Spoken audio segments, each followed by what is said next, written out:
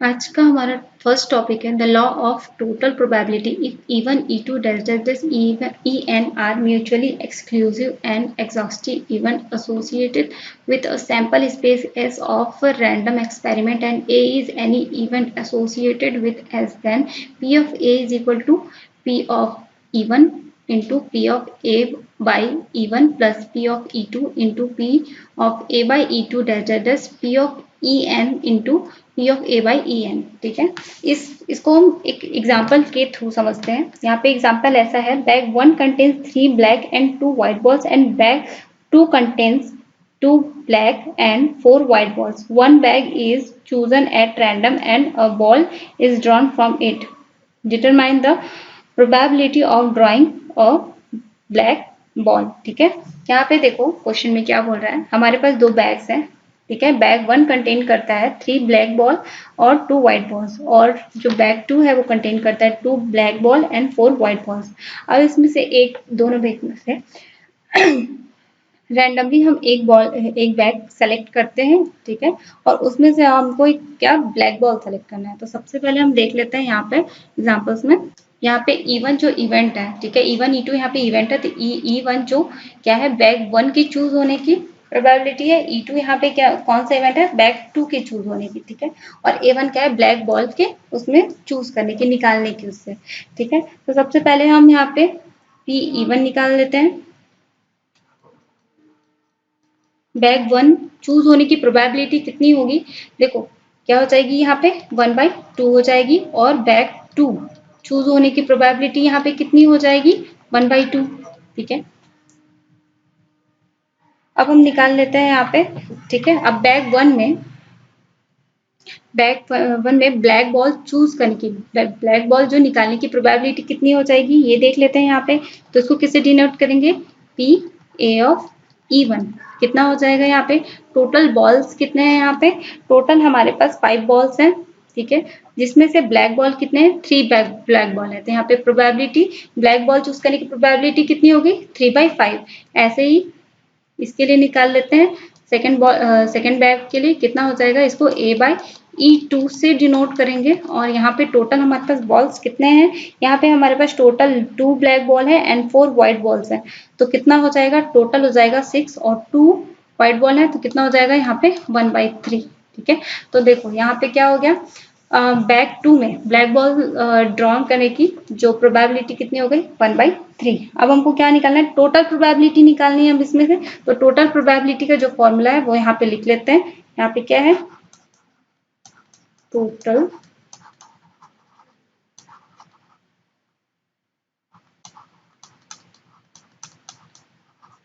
क्या हो जाएगा, यहाँ पे इवेंट कितने हैं, 2 हैं, तो क्या हो जाएगा P E1 इंटू क्या हो जाएगा P A/E1 प्लस क्या हो जाएगा P E2 into P A/E2। अब जो जो चीजें हमने अभी निकाली है वो इसमें पुट करनी है बस। तो क्या हो जाएगा, यहाँ पे इवेंट कितना निकला है, 1/2 इंटू क्या हो जाएगा 3/5 प्लस कितना हो जाएगा यहाँ पे 1/2 इंटू 1/3। सॉल्व कर लेते हैं इसको, 1/2 कॉमन निकाल लेते हैं, इसमें क्या हो जाएगा 3/5 प्लस 1/3। ठीक है, नेक्स्ट क्या हो जाएगा, यहाँ क्रॉस मल्टीप्लीकेशन कर लेते हैं, कितना हो जाएगा 9 + 5/15। नेक्स्ट क्या हो जाएगा यहाँ पे 1/2 इंटू कितना हो जाएगा यहाँ पे 14/15।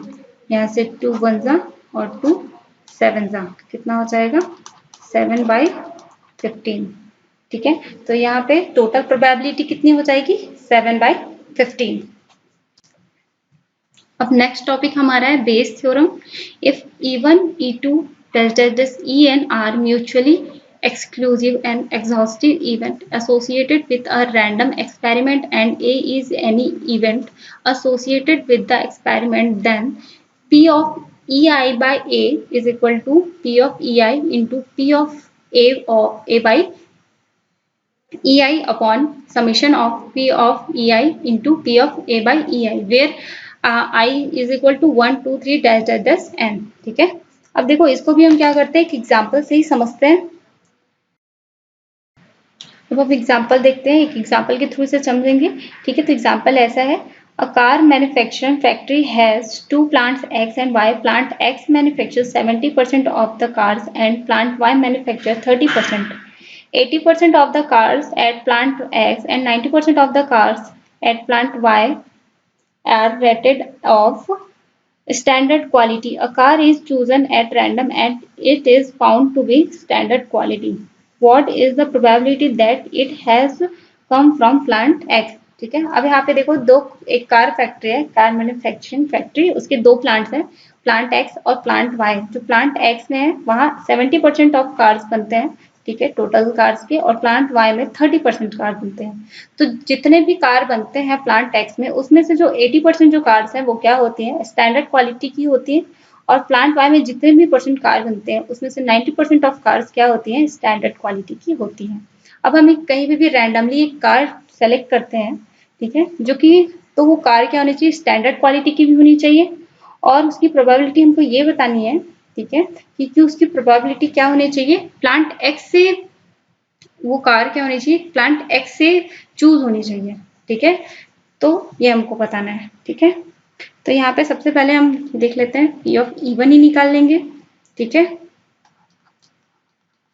कार, जो कार है वो मैन्युफैक्चरिंग कंपनी है, ठीक है, तो वो जो प्लांट है, प्लांट एक्स से चूज होने की प्रोबेबिलिटी क्या हो जाएगी, क्या है हमारे पास 70% कार वहां से बनती है, 100% में 70%, तो क्या हो जाएगा यहाँ पे 7/10। ठीक है, तो क्या हो जाएगा, जो कार जो है वो प्लांट एक्स से चूज होने की प्रोबेबिलिटी कितनी है, 7/10। ठीक है, अब वैसे ही पी ऑफ E2, तो प्लांट वाई से जो चूज होने की प्रोबेबिलिटी कितनी हो जाएगी, कितनी परसेंट बनती है, 30/100, तो कितना हो जाएगा यहाँ पे 3/10।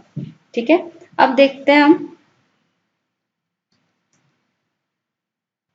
तो कार की स्टैंडर्ड क्वालिटी, कार क्या स्टैंडर्ड क्वालिटी की होनी चाहिए, तो P ऑफ A/E1 देखते हैं। अब जितनी भी कार्स बनती है, मतलब क्या, जितनी भी 100% कार बनती है उसमें से इसमें क्या है, 80% जो कार्स होती हैं वो क्या थी, अच्छी क्वालिटीज की होती हैं, तो यहाँ पे क्या हो जाएगा 8/10 हो जाएगी इसकी प्रोबेबिलिटी।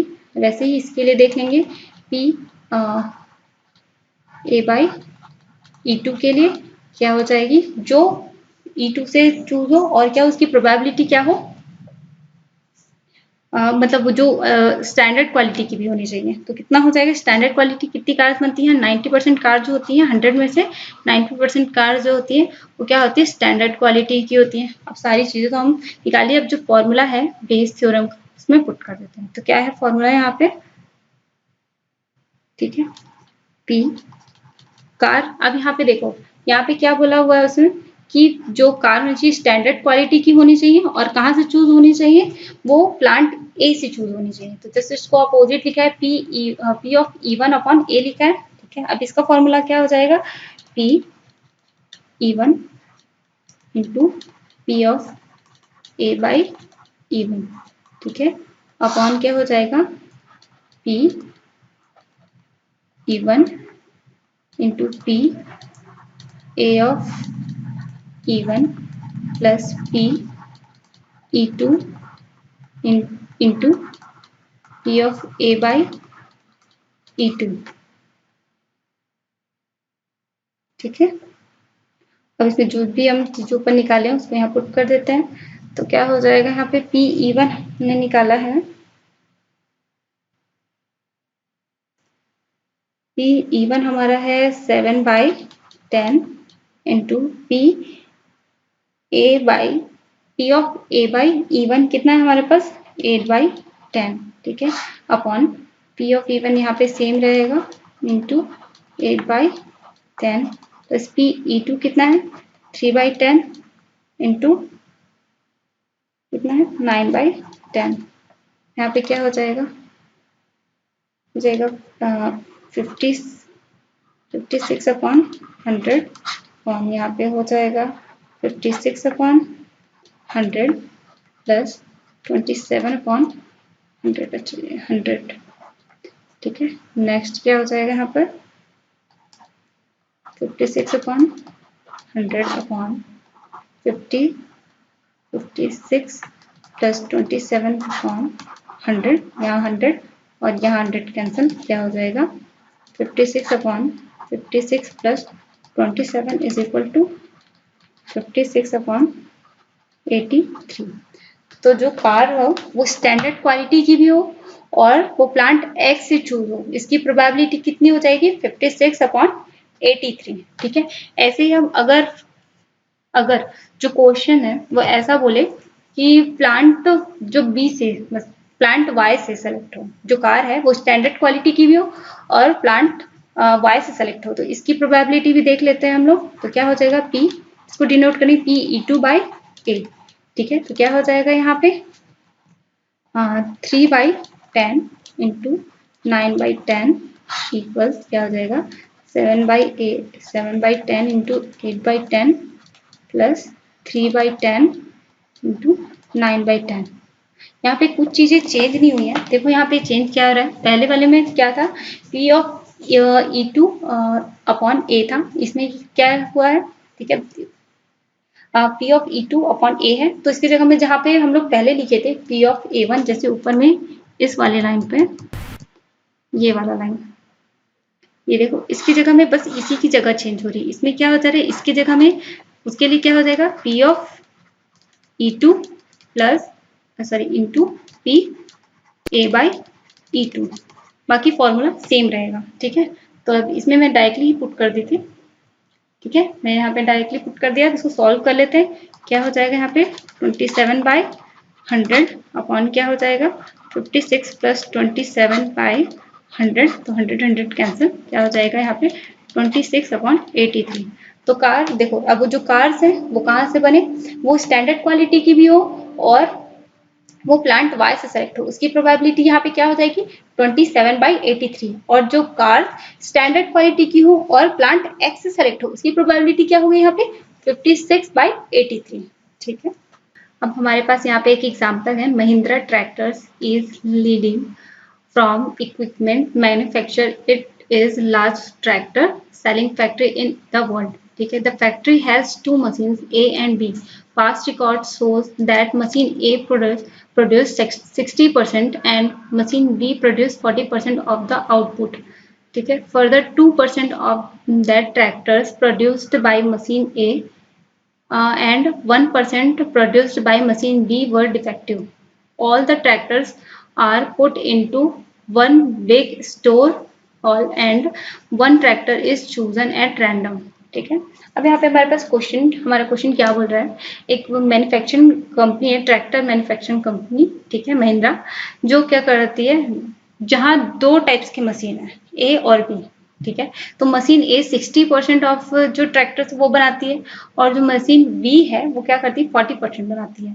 तो मशीन जो ए है, ठीक है, वो जितनी भी ट्रैक्टर्स बनाती है उसमें से क्या करती है 2% जो ट्रैक्टर्स है वो क्या होती है डिफेक्टिव होती है, और वैसे ही जो मशीन बी है वो 40% ट्रैक्टर्स बनाती है, उसमें से क्या करते हैं 1% जो ट्रैक्टर होता है, ठीक है, वो क्या होता है डिफेक्टिव होता है। तो यहाँ पे हम एक सारे ट्रैक्टर्स को एक हॉल में रख देते हैं, ठीक है, स्टोर में किसी, और वहां से अगर किसी एक ट्रैक्टर को हम रैंडमली ऐसे ही चूज कर लें तो उस ट्रैक्टर के, ठीक है, अब देखो तो यहाँ पे क्वेश्चंस पुट एक रैंडमली चूज करें उस ट्रैक्टर को। ठीक है, तो यहाँ पे फर्स्ट क्वेश्चन क्या बोल रहा है, ठीक है, इसमें अब that conditional probability that chosen tractor is defective given that tractor is produced by machine A will be। ठीक है, तो यहाँ पे देखो क्या दिया हुआ है कि जो ट्रैक्टर है वो डिफेक्टिव भी होना चाहिए और कहाँ से होना चाहिए, वो मशीन ए से प्रोड्यूस होना चाहिए। अब यहाँ पे ऊपर में यहाँ पे E1 और E2 इवेंट है, तो जो E1 है वो क्या है प्रोड्यूस्ड बाय ट्रैक्टर ए।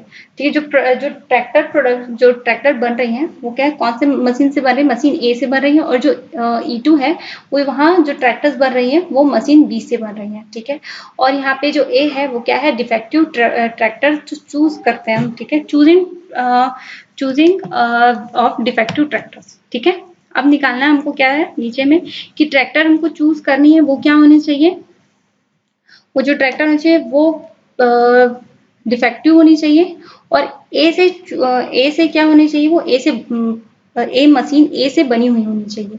ठीक है, तो क्या हो जाएगा, क्या निकालना है हमको यहाँ पी ए ऑफ E1 निकालना है।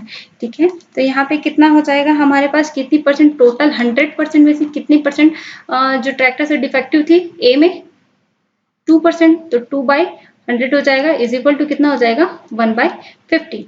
इसी तरह सेकेंड क्वेश्चन क्या बोला, the conditional probability that chosen tractor is defective given that tractor is produced by machine B will be. आप देखो वो ट्रैक्टर डिफेक्टिव होनी चाहिए और मशीन बी से क्या होनी चाहिए, वो प्रोड्यूस होनी चाहिए। तो क्या हो जाएगा इसके लिए, पी ए ऑफ E2 हमको फाइंड करना है यहाँ पे, ए ऑफ E2। तो क्या हो जाएगा, कितने 100 में से कितने परसेंट जो ट्रैक्टर से वो क्या थे, डिफेक्टिव थे, 1%। तो क्या हो जाएगा 1/100। तो कितना 1/100 जो है वो ट्रैक्टर वहां पे क्या होंगी, डिफेक्टिव होंगी और जो मशीन बी से बनी हुई होंगी। ठीक है, थर्ड वाला देखते हैं। ये सेकंड था हमारा और ये था हमारा फर्स्ट। ठीक है, अब थर्ड देख लेते हैं।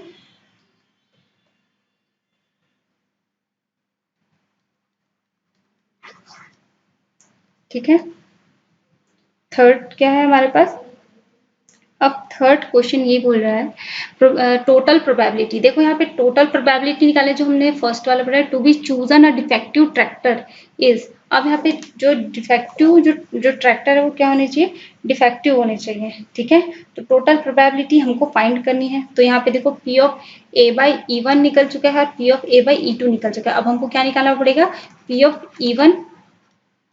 पी ऑफ E1 कितना हो जाएगा यहाँ पे, पी ऑफ E1 हो जाएगा, देखो 60%, 100 में से 60% जो ट्रैक्टर से वो क्या है, डिफेक्टिव है। तो कितना हो जाएगा यहाँ पे 3 कितना हो जाएगा 5। ऐसे ही जब पी ऑफ E2 निकालेंगे तो कितना हो जाएगा, कितनी परसेंट बनते हैं, 40% बनता है। देखो ठीक है, तो क्या हो जाएगा 40/100 इज इक्वल टू कितना हो जाएगा 2/5। अब जो फॉर्मूला है हमारे टोटल प्रोबेबिलिटी का उसमें हम पुट कर देते हैं। तो क्या होता है, P of A is equal to क्या हो जाएगा, P of E1 into P of A by E1 plus P of E2 into P of A by E2। ठीक है, तो यहाँ पे कितना हो जाएगा, ये हमारे कितना निकला था 1/50 इंटू क्या हो जाएगा 3/5 प्लस ये कितना रहता है 1/100 इंटू 2/5। इसको सॉल्व कर लेंगे। ठीक है, इसको सॉल्व कर लेने पर इसका आंसर आएगा 2/125। ठीक है, तो हमारे इसमें आंसर कौन सा सही हो गया, थर्ड। इसमें हमारा कौन सा सही है, इसमें हमारा थर्ड आंसर सही है, इसमें भी हमारा थर्ड आंसर सही था और इसमें हमारा डी सही था। ठीक है, अब हमारा लास्ट देखते हैं। अब फोर्थ क्वेश्चन हमारा क्या बोल रहा है, if a random chosen tractor is defective and the probability that chosen tractor is produced by machine A। अब मशीन ए से बनी होनी चाहिए। ठीक है, देखो मशीन ए से बनी होनी चाहिए और डिफेक्टिव भी होनी चाहिए। तो उसमें कौन सा थ्योरम यूज करेंगे, बेस थ्योरम यूज करेंगे। ठीक है, अब बेस थ्योरम इसमें यूज कर लेते, जगह नहीं है तो मैं इसे लिख रही हूँ यहाँ पे। ठीक है, बेस थ्योरम क्या होता है तो आपको पता है। देखो अब ट्रैक्टर फर्स्ट वाले के लिए तो क्या हो जाएगा E1/A, ये निकालना है हमको। तो फॉर्मूला जो भी फॉर्मूला था इसका, P of E1 into P of A/E1 upon P of E1 into P of A/E1 plus P of E2 into P of A/E2। ठीक है, अब इसमें क्या करेंगे, सभी को पुट कर देंगे और पुट करके सिर्फ सॉल्व करना है आपको। ठीक है, आप सॉल्व करेंगे तो इसका आंसर क्या आ जाएगा 3/4। ठीक है, इसी तरह हम क्या निकाल लेंगे। ठीक है, तो इसमें हमारा आंसर क्या हो जाएगा, सिर्फ पुट करना है आंसर जो हमने निकाला है। ठीक है, फर्स्ट सेकंड और थर्ड में सिर्फ उसको पुट करना है। तो इसमें हमारा आंसर हो गया बी सही हो गया। ठीक है, अब इसी तरह हम क्या निकालेंगे।